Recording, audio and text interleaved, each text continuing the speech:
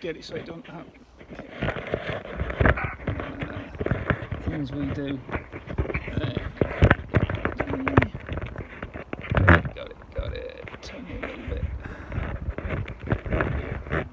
So I'll move that, and yeah, whatever.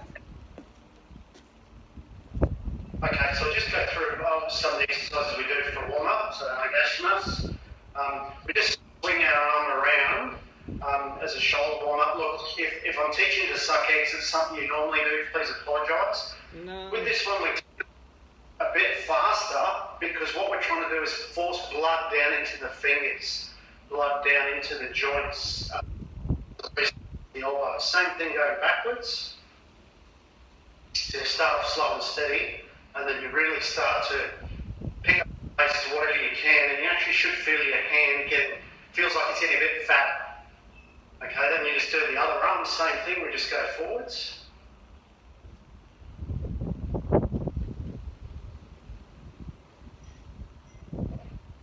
And then backwards. Once again, I just explain this, especially to the kids, is that, blood is like a lubricant for all your joints. You need to get it pumping around your body for safe practice, especially when you're not fighting for 1 minute, you're training for an hour and a half, 2 hours. Okay, now this is one of those sensei things you do just because you like to laugh at people, but see how you go. So it's left arm forwards, right arm backwards.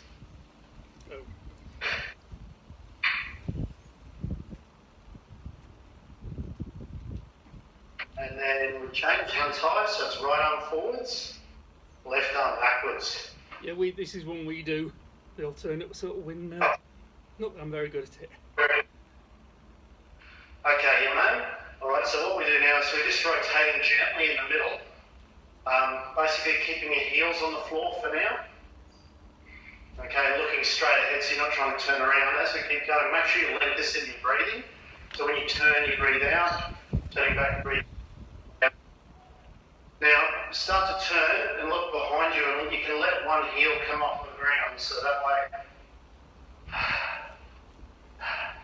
And we tell people to try and keep their elbows up high when doing this, rather than down by the side. Okay, you mate? Just feet wide, okay, not too wide, you're not doing the splits. One arm goes behind your back, one hand up, bicep touching your ear, and just lean over to the side. Once again, this is probably a generic warm-up that you're used to. Everyone does similar sort of things. Okay, a bit of a strange one now. Behind your back, grab your own wrist, put your hands against your back, and bring them up high on your back. Yep, then turn around, and what we're going to do is just push your chest forward and stand up. And then force your hands into your back. It's actually stretching across your arms and shoulders. Okay, and then what you do is you let go and you grab the other wrist, bring your hands up as high as you can, try and bring your elbows together and push your chest out. Especially good considering we're doing push-ups, mate. Here's another exercise. So turn your hands so the back of the hand is facing the front. Put it just on the top of your bottom. If you can, reach around and grab your elbow and pull your elbow forward. So it looks like this. And once again, that's stretching right up into your... So my hand is just here. Does that make it easier to see? Yeah. So stretching my shoulder, believe it or not. So stretching up in here. So same thing, hand just goes to the top of your bottom, right at the top. Reach around, grab your own elbow. And then that's what it looks like there.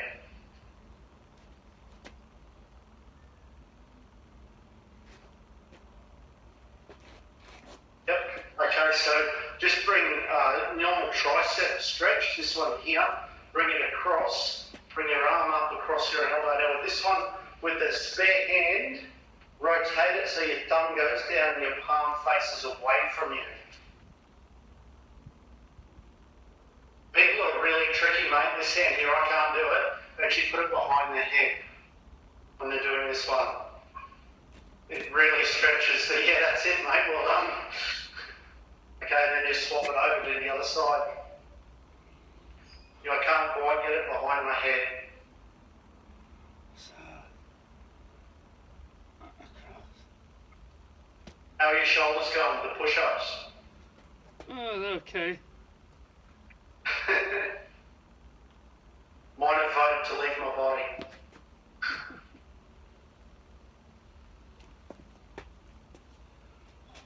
Okay, just shake that one out now. This one I might have to just alter the... This is more about what we're doing down here. Okay, so you stand in a front stance position, Zen Kutsudachi. Okay, try and keep your back as straight as you can. Now you let your back heel come off the ground and try and straighten your back leg. So this is what it looks like side on. I'm doing this, I'm pushing forward and I'm stretching in my hips. It's quite awkward and uncomfortable, and then you just rotate, heel comes off the ground and push forward.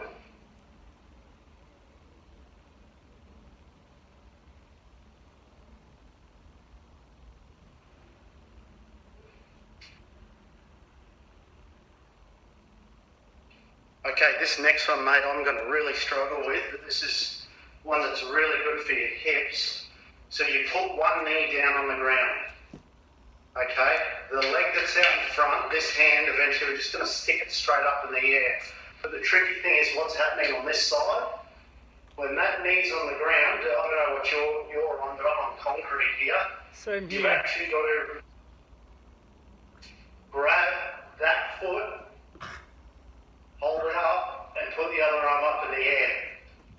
It's really hard to get the swing of it. Like a few times when I first tried it, I fell over. It is very tricky, mate, but it's a great stretch.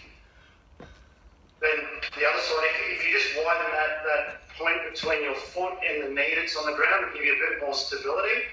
But you have to reach back and grab hold of your foot and then come back and balance. And arm goes up. You really feel that stretch there, it's terrible.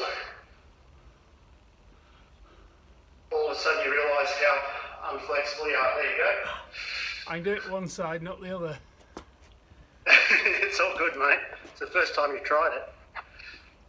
Okay, so now just a bit of movement. We'll just try and pick one knee up. Hold on 2 seconds. We just rotate at the ankle. So we just go around the circle 5 times on the way. So each knee, sun, chi, go. Other way. Each knee, sun, chi, go. Then we do the knee. Each knee, sun, chi, go. Other way. Each knee, sun, chi, go. Now the hip. Each knee, sun, chi, go. Other way. Each knee, sun, chi, go. And then just the same on the other side. Each knee, sun, chi, go. Other way. Each knee, sun, chi, go. Knee. Each knee, sun, chi, go. Other way. Each knee, sun, chi, go. At the hip. Each knee, sun, chi, go. Other way. Each knee, sun, chi, go. There you go. Just shake everything out. That's just a sort of a, we do all different warm-ups, but that's sort of an abridged version. Yeah. Would be reasonably similar to stuff that you've done or do. Yeah, some of it is. Again, we vary it. Okay, so we're just going to do some really, really simple punching and that. So, once again, might be getting you to suck eggs, but just making your fingers in the soft pad at the top of your hand, lock them over, thumb locks over first 2 fingers only. Your circa knuckles line up, with your radius along here. And when we punch, we don't have our fist level. We actually have it canted down slightly so the pinky knuckle is lower than the index finger knuckle.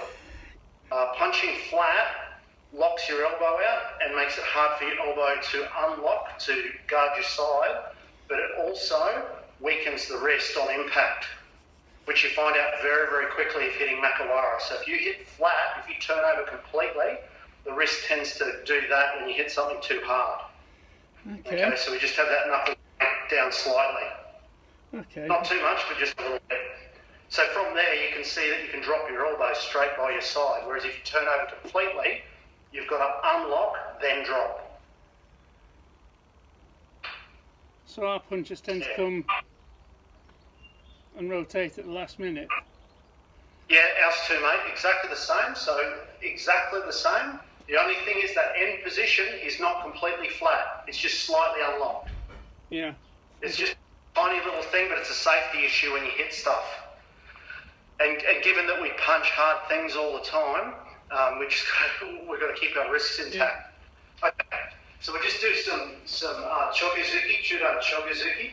So from here, just got your left hand out, and we just do some gentle punches. Ich, ni, san, chi, go, roku, tichi, hachi, ku, ju. Different styles do different things with their hips, mate. I'm not telling you to do something different. I'm just showing you what we do. With our hips and shoulders, we push into the direction of the punch. We push in, then at the point of impact, we sit back and we lock back into position. So essentially, we're pulling back. So if you can think of a whip analogy, if I just simply go forward with a whip, nothing happens. If I go forward and really pull it back hard, it cracks and breaks the sound barrier at the end. So I'll exaggerate the movement so you can see, but this is what our punches look like. So actually, it's pulling back, and the hard thing to tell you on Zoom is you can actually, the difference is in feeling the punch. Have you heard of a term called atifa? No. Okay, so atifa is particular to nahate. So you can hit someone and it can hurt.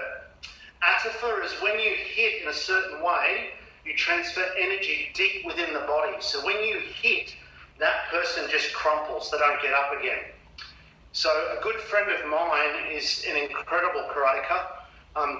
Unfortunately, he doesn't train routinely anymore. He trains himself, but he's brilliant at atifa. So without word of a lie, he can punch, and it looks like nothing in it, and you get hit and you think, I'm okay, that punch wasn't too hard, and about a second later, it hits you like a tsunami, and then you just fall. So that movement, that whipping and transferring energy movement, that is how we get sufficient power to stop a threat. Yep. Okay, it's not the strongest punch, but it is there to make them stop what they're doing. In our style, we don't have the pullback on the after the delivery of the punch. We should be using the hips, and it depends, whether I'm going full tilt or not. Mate, this is what I'm getting at, mate. It's just a quirky little thing with us. But the reason is for that. It's if I can get it right.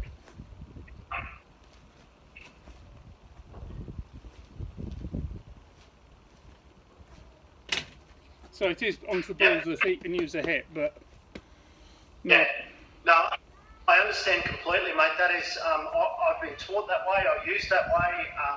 It's rotating the hips in. It makes perfect sense.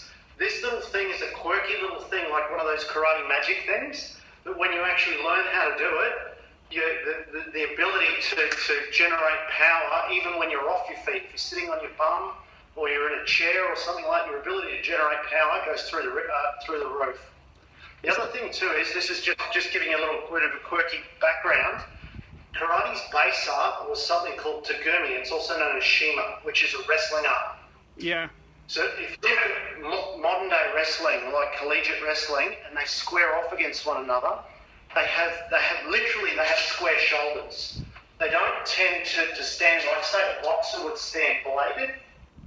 They really square up. The reason for that is that, a winning move in wrestling is to get to someone's back.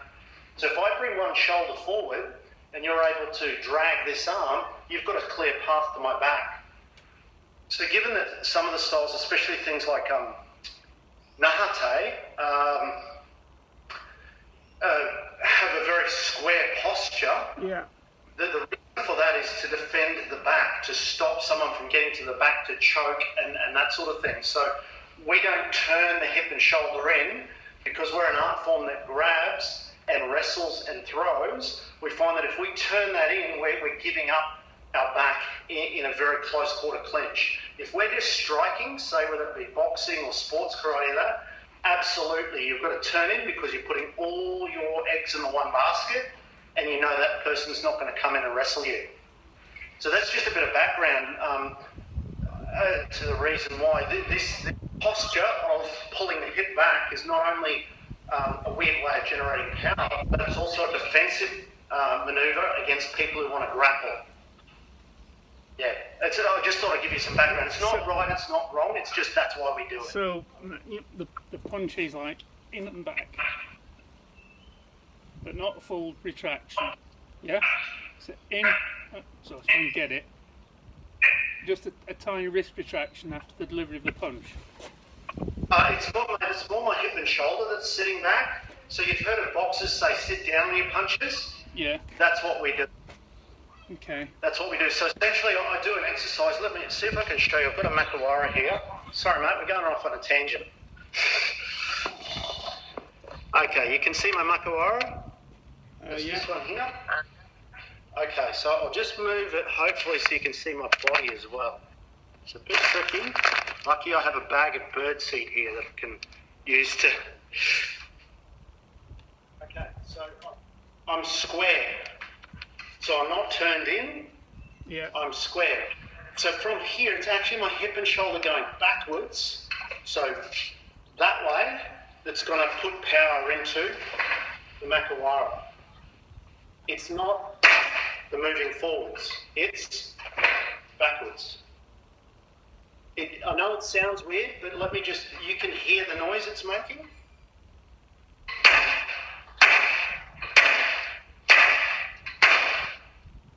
My hips and shoulders are sitting back on the technique.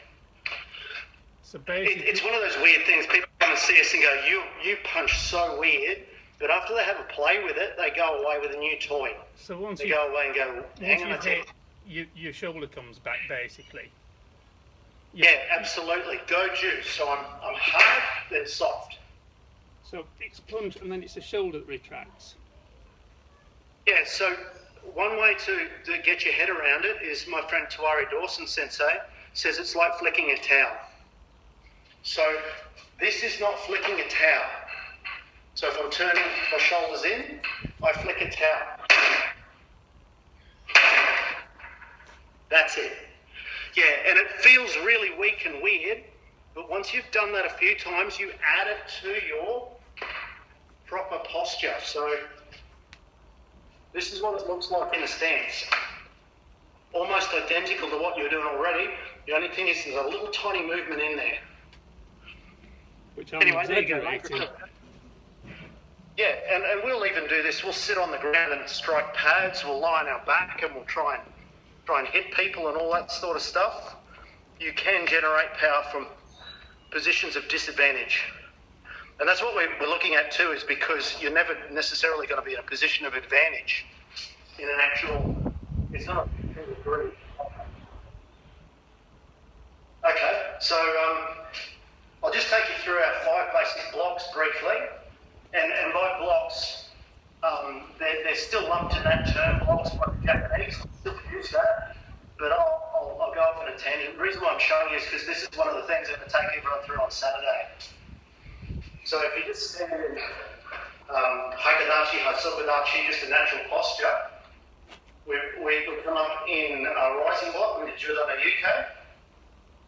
So Judana Yukai. Yep, so Judana Yukai. Yep, so that's easy enough. The next one I'm going to do is Chudan. Chudan Sotu K. So a hand comes up high, one hand covering your body, and comes across your body. Yep, and comes across your body. The support hand goes out straight, other hand comes up. Chudan Sotu K. The funny thing is that every major karate style calls this Soto, except for Shito-Ru. They call this Uchi. Okay, so anyway, so the other one is Chudan Uchi K. Hand goes across your centre line and scoops out. Across your centre line and scoops out. Across your centre line and scoops out. Across your centre line and scoops out. So one thing you should notice is this is my hand position for Soto. This is my hand position for Uchi. If I do them both at the same time, what does it look like? Sanshin. Yeah.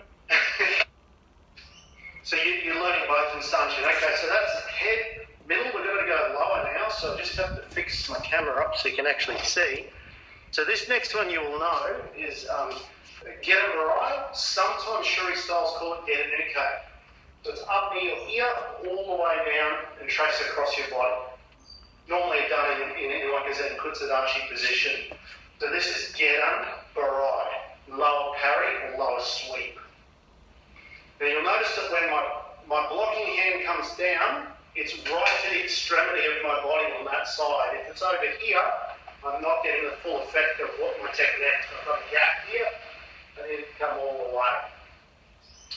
Funnily enough, when we punch, we try and square up everything. When we execute, we call these blocks, your hips and shoulders are on a 45-degree angle. Yeah, that's different. Okay, because what that can do. Yeah, that's the difference. Sorry, Because when we do them, generally speaking, if we do down, it's protecting the centre line. Yeah. So we actually do those square on. Yeah, it's funny, eh? Yeah. Although but it's, once it, we have started practicing them from different stances as well. yeah. So Yeah. on the basis that the actual stance doesn't matter, it's the actual. And the other thing that we're taught is that that's a pulling hand. That's actually a pull to although it's a deflection, it can be a deflection, it can be a punch, it can be anything. Just because we describe it as a block, it's actually a receiving technique, is what we're taught. Yeah, mate, 100% agree. That's what I'm getting to. And that's the reason for the 45-degree angle. Yeah. Because the other application, the throws, the joint locks, the chokes and that sort of thing, rely on that 45-degree angle, that twist of the hips. Because the twist, when you go to the application. the twist's also the hikate. It's an exaggeration, because the hikate normally we do to here, but if you're doing a full, you're actually getting a full pullback with it, and it's actually emphasising the use of the hikate hand, not as the way Shotokan do it to here. It's actually emphasising the application base. Yeah, no, absolutely. I'm going to move into that in a second, but it doesn't mean right or wrong. It's just you can achieve the similar goal from a different direction, if that makes sense. Yeah. So we move on to one now. We're going to do what we call Getan Uke. So this one, I'm not sure whether you would have done. I know that Brian, I was talking to the other day, Brian doesn't do it because it's Shokan that don't use it. But basically, you get one hand that starts from dropping behind your bottom, and it's a full body twist. So full body twist. So it's literally, if you have a look, it's the back of my arm that's just simply travelling around my body this way. So, Pinan, do you do Pinan Sanda? I don't, I'm not that far on, but we do it in our system, yeah. And it's the... Okay. Yeah, that's very similar movement, absolutely. So that's what I'm getting at, is like Pinan Sanda I did when I was a teenager. But it's moving that body in. The difference is here, it's actually coming down low, and you're not putting your hand on your hip. So this is Getan Uke. So you can do a few with me and just have a look. So it's twisting the body here. Twisting. Yep, that's it. Okay, so we'll go back through all 5. We'll just do it as an exercise. So this is just one of the exercises we do. We do are you okay? So to okay? Uch okay? Get a right? Get an okay? Are you okay? So to okay? Uch okay? Get a right? Get an okay? And you're never going to, it's not designed to be used that way, but what you're looking for is the same thing you look for in kata, is you're looking for the oyo, the theme. So the theme with that exercise is husband and wife hands, working in unison. That is something we work with as well, yeah. And you're always grabbing, you're always having this tactile touching. We're really trying to emphasise something called michimi. Have you heard of that term? No. Okay, so michimi is an Okinawan word. It refers to a dessert, a sticky rice cake. When you eat michimi, it sticks to your hands and you can't get rid of it. Right, we get taught sticky hands or hooking hands. Yeah. So kakie, same thing, but michimi is a feeling that you apply to your punches and when you go hands-on with someone. So when I'm doing this, trying to get atafa, what I'm learning is michimi. So if I'm just turning and pushing, there's no michimi in that. But if I make my fist stick, it sticks like it's michimi. It's a bit like when we learn elbow strikes. The grabbing hand for the head,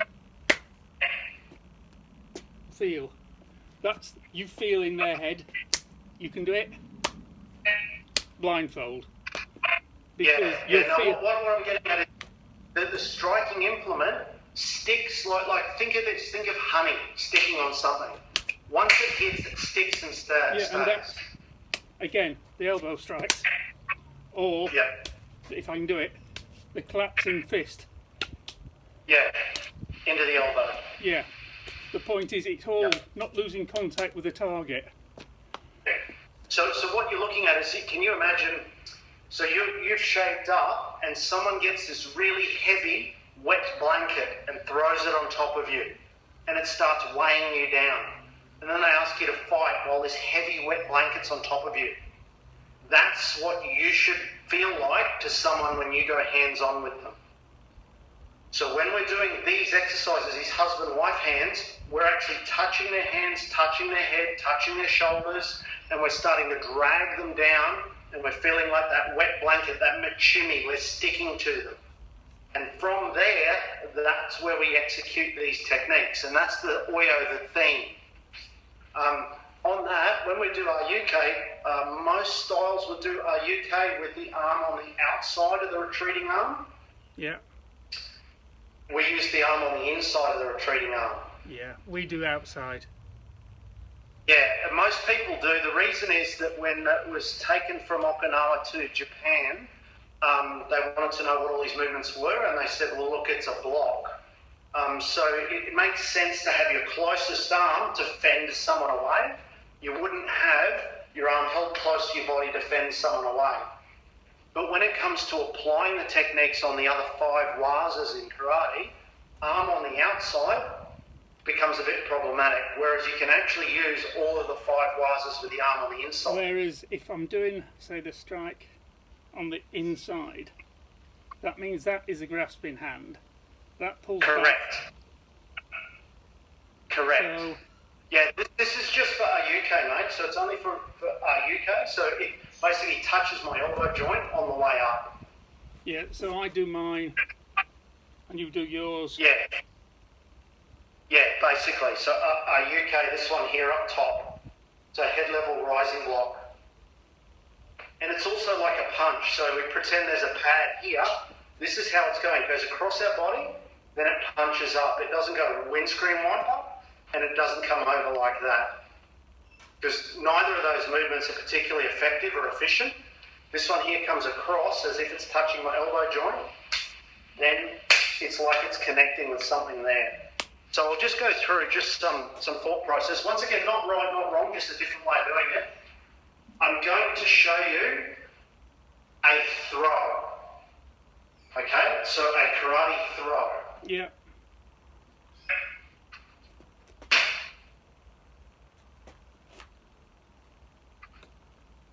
There's a throw. Okay, So, stick with me, mate. So yeah. my hands are here, I'm defensive. I grab hold of somebody. I grab hold of their hand, I grab hold of their belt, I grab their shirt, I grab their throat, don't care. This other arm comes to my elbow joint. On the inside. As I'm launching forward, yep, that's it. As I'm stepping forward in a long position, I'm pulling this, whatever I've got hold, I'm pulling it towards me, and I'm pushing this one across and up. So I'm taking their torso, their bottom section, pulling it towards me as I push their neck and head up and backwards, and I'm landing in Zen Kunsadashi. So this is one of the easiest throws on earth to do. Isn't that then with a rotation? Don't need it. Absolutely don't need it. Because if you think of when you step that movement in kata, you're stepping forward.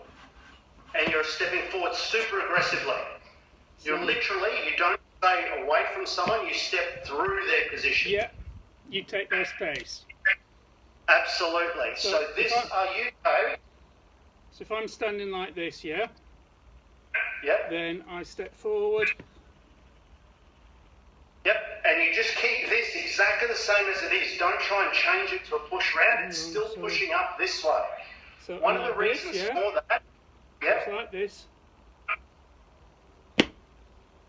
Bang. Yep, and just keep that UK posture.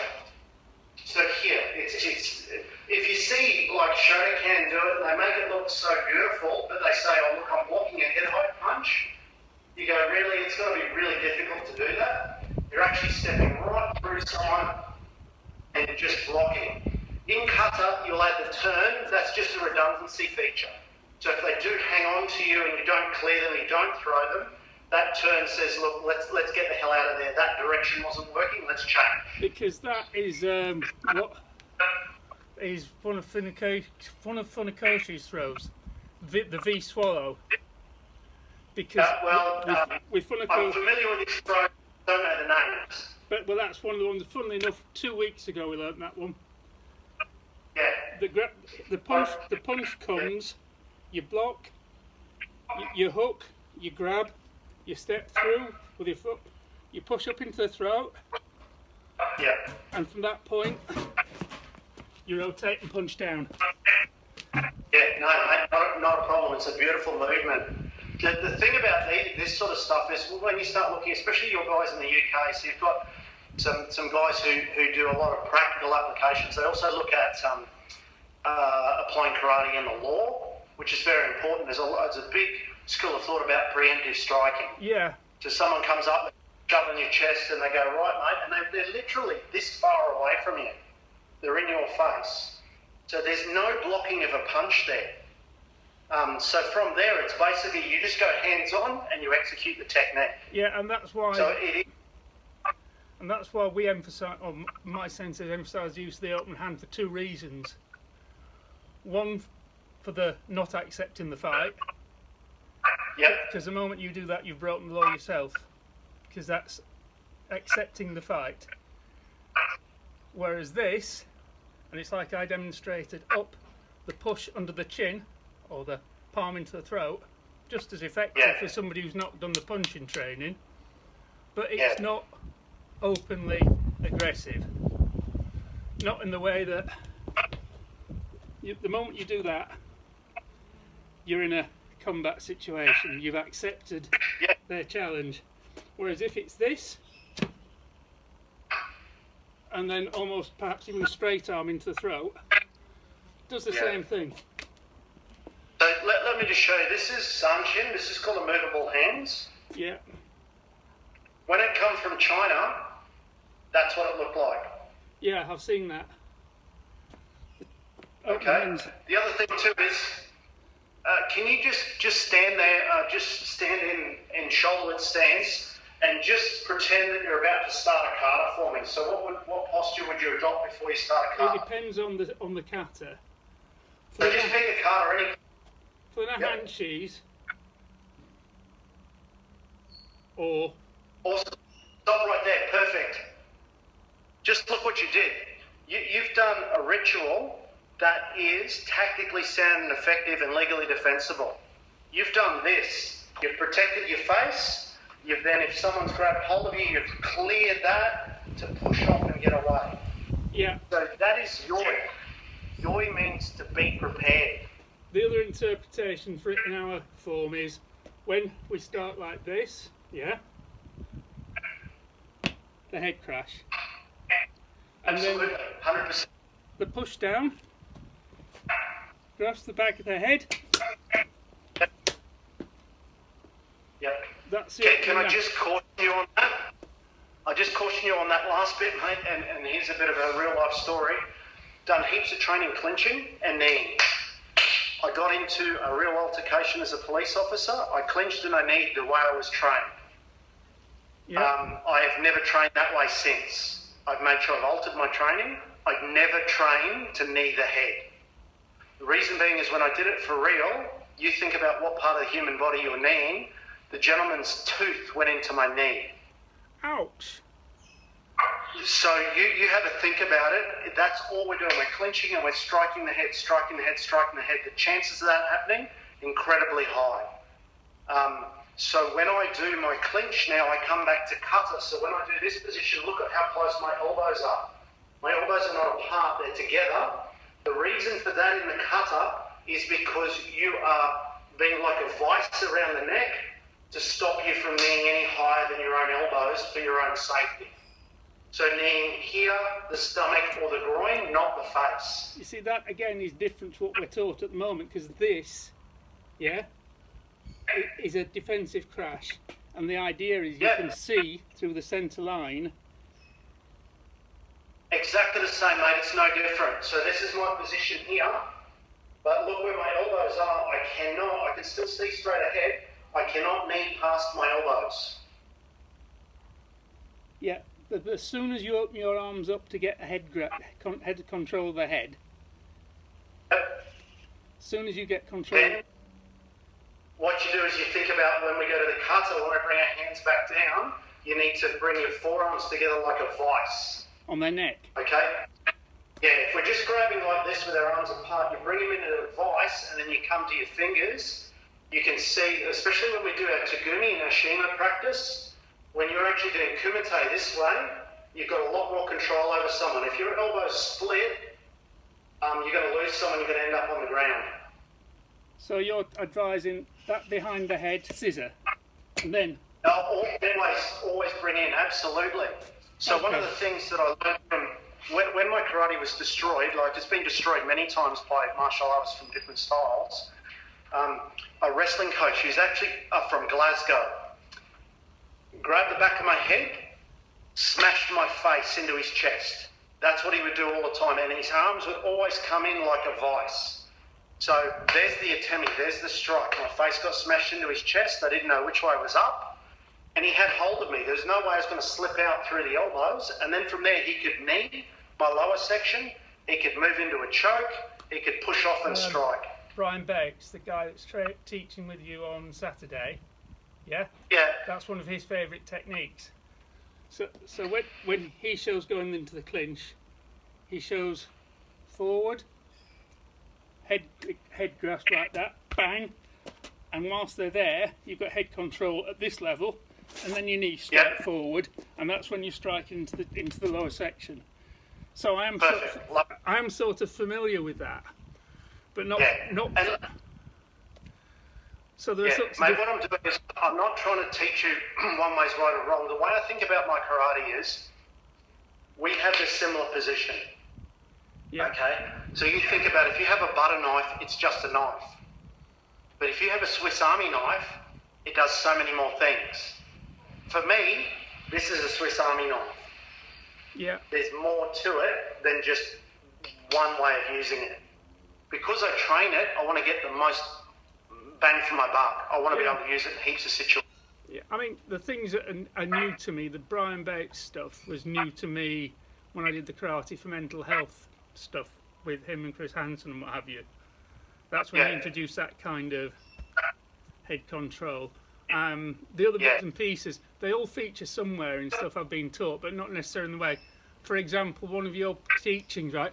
I G'd an uke, just for the record, is that. Yeah?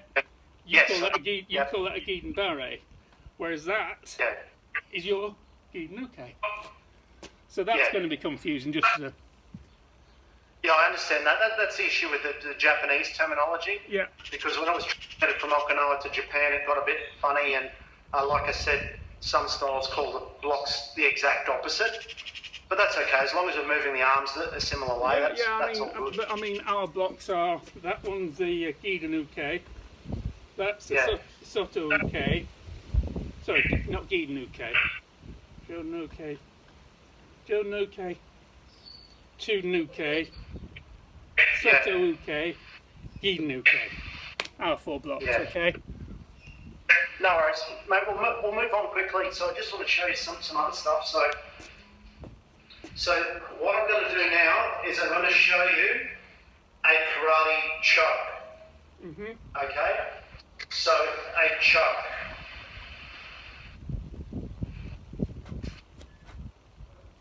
So, that's the pull. The other way around, hold on. That's it. So I would call that Sotuke. It's like a big stepping block.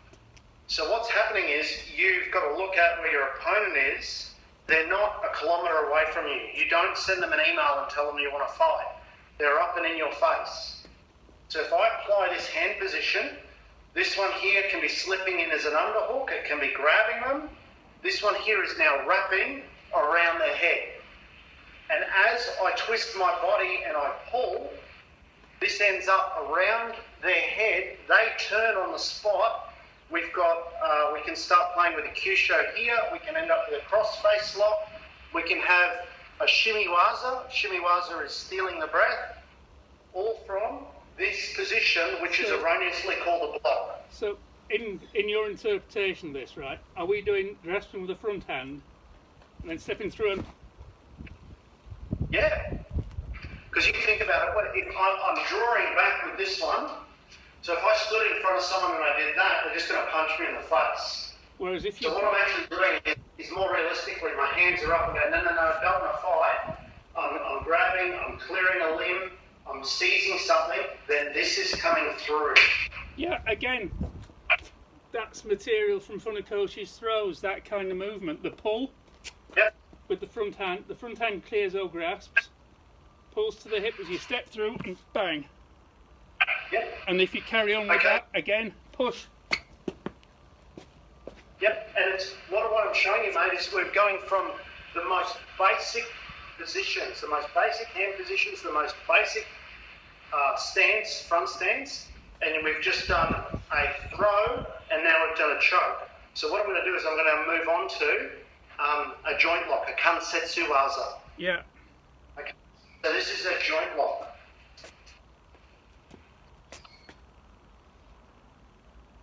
Hold on, so are you grasping with the back hand? So front hand.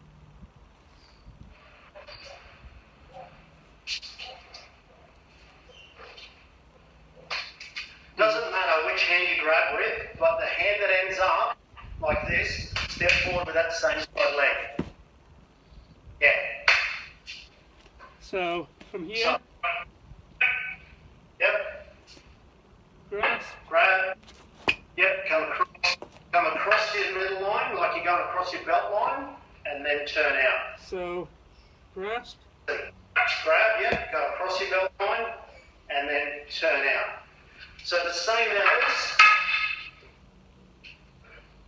this position you see in this cutlery thing. Yeah. Same position. I'm like this. I hold out, grasp, strike up, and then turn in. So it's like pull, grasp, turn in. So all in one movement. Yep. So, if I get this So, right. because I don't have a training partner, mate, I'll just try and show you what's going on. So in this one, we're chasing limbs, okay? So if you can grab the wrist, you grab the arm, you grab the sleeve, the clothing, that's great. Okay, so what's happening here is my front hand is pushing the limb down, so they might be shaking up. I'm pushing down, I'm stepping in, I'm coming across, and then I'm pushing out.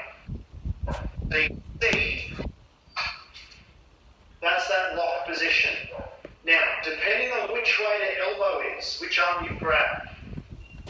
So, if you're facing me, and I'm using my right arm, and I'm grabbing the right arm, it's a condensed on the elbow. So this forearm here, this rotation, gives me the strength to actually dislocate the elbow. When I sit down in stance, okay, so I can actually do it quite slowly. I just come in and sit down, and that's where the elbow hyperextends. If I'm grabbing the left hand, however, when I'm coming in, you'll find that you're actually bending someone's arm. So you're not hyperextending them, but you're bending it. So when you grab that arm, you bend the arm. Okay? So once the arm is bent, you're starting to work on the posture of your opponent. Okay? So what we can do now is we simply, arms bent, we're going to snake around, get an overhook, and come back to this position. You end up with a shoulder lock, which is a condensed. There's many other applications you can do off the back of that, but you bent their arm for a reason, stepping in shoulder lock. So it's a little bit tricky. So it's a front hand in hooks, step in and twist. Yeah. Mate, if you like, if you got 2 seconds, I'll try and duck inside. My daughter's just come home, and I might be able to use her arms to show you. Would you like that? I've only got another 10 minutes or so, but yeah, sure. That's all right. It's probably a little bit easier if I just show you. So I'll just ask. If she doesn't want it, that's fine too. Oh my God. Hello. Hello, how are you? Sorry, I'll be in 10 minutes.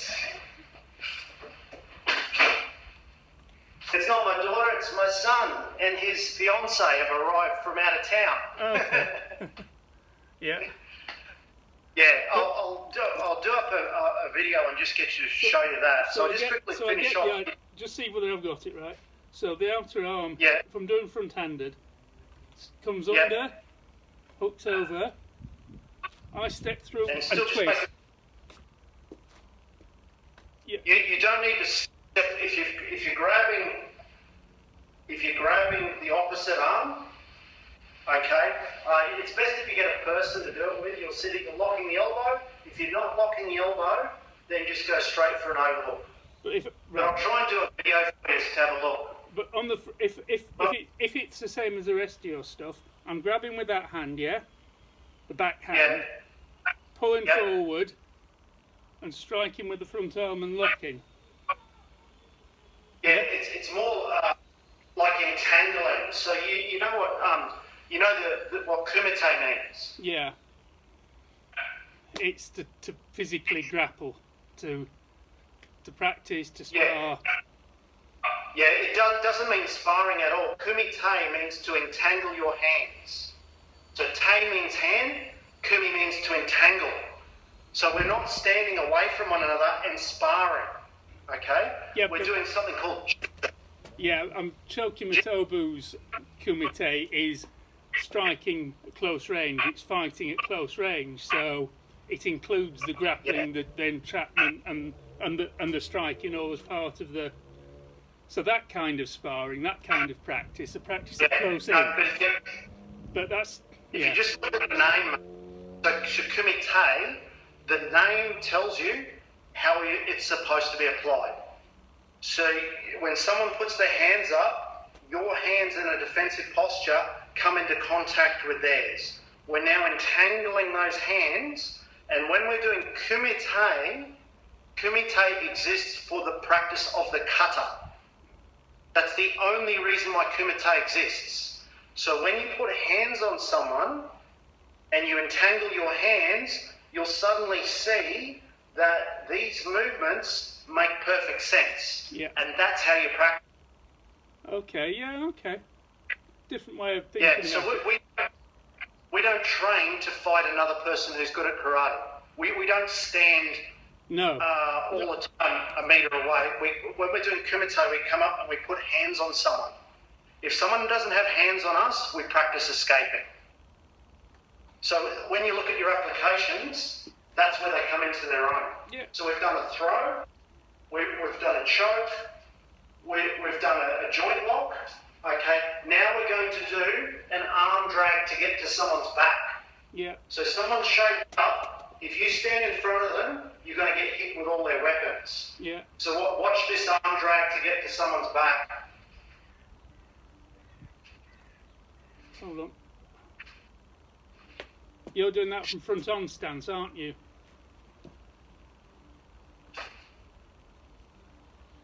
So, which arm's doing? That's the movement. Which arm's doing the dragging? Wait for it, mate. You're calling that gedan, gedanuke. Yeah. We call it gedan barai. Yeah. So, if my hands are up and my opponent's hands are up, when I tangle, whichever hand hooks over my opponent's hand from the outside, then I sweep it across. Then I'm turning my opponent. So if you just shape up to me, so you've got one hand in front, I'm hooking this hand on your lead hand. So I'm then doing, right. I'm hooking this on your lead hand, then I'm sweeping. So I'm taking this lead hand and I'm sweeping it away, exposing your back. So this is the way we'd have that explained. Because if somebody's coming at you and they're going to punch, to do that you'd need to take one step slightly outside the line and then entangle out a hand and sweep down. Yeah. Because you need to step outside, for that to work in our style, you need to step outside the line to bring... So what I want to leave you is just with this thought. When you're doing that movement in kata, are you stepping backwards or are you stepping forwards? With the hanchi, usually you're stepping in a straight line. Yeah, but when you see it in the pinan kata, you're always stepping forwards. When you look at Gekisai kata, it's stepping forwards. Okay. So how it works is you're actually occupying their space. By stepping straight at them, occupying their space gives you their back. You are now at point blank range where you can entangle hands and you can use all 5 karate wazas. So I'm not just looking to escape and strike. This one here, I'm getting to their back, so I can strike, I can joint lock, which includes choking, I can use pressure points, okay, I can throw, or if need be, I can take it to the ground and wrestle on the ground. That's what kumite gives us the ability to practice out of kata. Okay. That's good. It just makes it interesting, mate, that's all. Not right, not wrong. Could you just show me that last one again, though? Because I was thinking of the step behind hook. All I'm doing, mate, from this neutral position where I don't want to fight, is I'm just doing, for you, my lower block. Yeah. That's a shuri way of doing it. If I do a naha way of doing it, different stance. So this is sumo, and it's a more circular motion, same application. This way or this way. But it's going forward towards someone. Once again, you haven't given them the ability to unload, start throwing punches. You've stuck your hands and you're stepping through them. Like I said, mate, it's a bit hard to... Yeah, but I guess the idea is when you get their arm, you're actually dragging them down? No, mate, no, it's a sweep. So that's where the terminology comes in. So this was originally called gedan barai, which means sweep. Okay? So you're sweeping their arm away. When you actually get their arm, you're contacting their arm. By throwing their arm out the road, spins them like a top. Oh. But it's... Okay, so it's basically... still doing it exactly the same way as you would in class, up and down. exactly the same way. You're not changing it at all. So it's like, but it's got to be a forceful contact onto a target. Eye contact with the back part of my arm, then it's actually a quick and gentle rotation. We don't impact. Back part and rotation. Yeah, so you're looking to hit with there. Yeah, And make then- contact and it goes. and then With there's- contact And then that is the final sort of. So that makes a contact with that part of the arm, say there. Then that is a percussive sort I've got a of. video of that. I've got a video of doing that with a mate of mine, and then I can move into the next movement of the cutter. So it just shows you a whole heap of different applications for that movement at lower block. So I'll send that to you.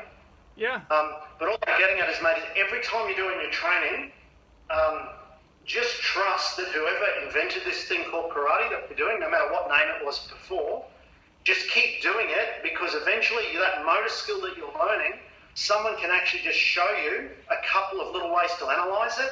All of a sudden, this thing that you know how to do blossoms. Well, it's just like the first thing I said to you is that some of the stuff looks like the Gishin Funakoshi stuff, you know. Maybe not as fully executed, especially that one.